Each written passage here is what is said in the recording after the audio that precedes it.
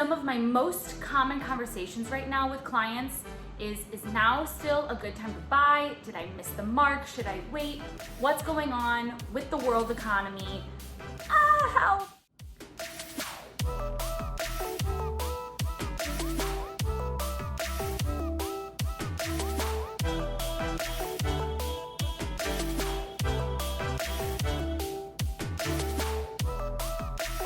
Inflation, the really fun word of the day.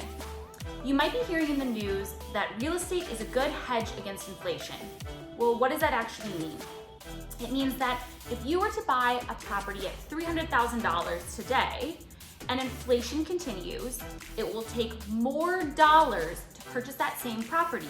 So in theory, if inflation continues, that $300,000 house is going to need $350,000 in the future in order to purchase it. Hanging on to a tangible good is always a good idea during inflationary times. Let's talk about renting and inflation. If you purchase a property, you're locking in your mortgage and interest payment, and then you'll have potentially assessments and taxes to consider. Those can go up year over year, but typically at a much slower rate than a rent might. Renting, on the other hand, we've seen 8, 9, 10, 15% increases year over year. So you're better locking in that payment than being at the mercy of a landlord.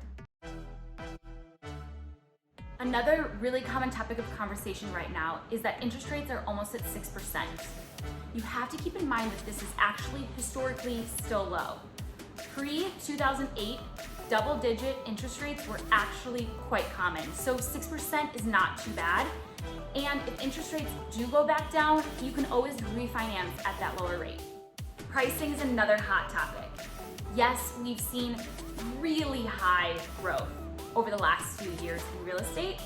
That said, we're not actually anticipating that prices are going to come down, more that our appreciation is just going to slow over the next few years.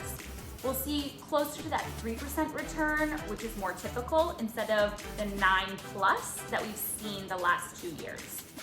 And if you remember nothing else, remember, the interest rate on renting is 100%.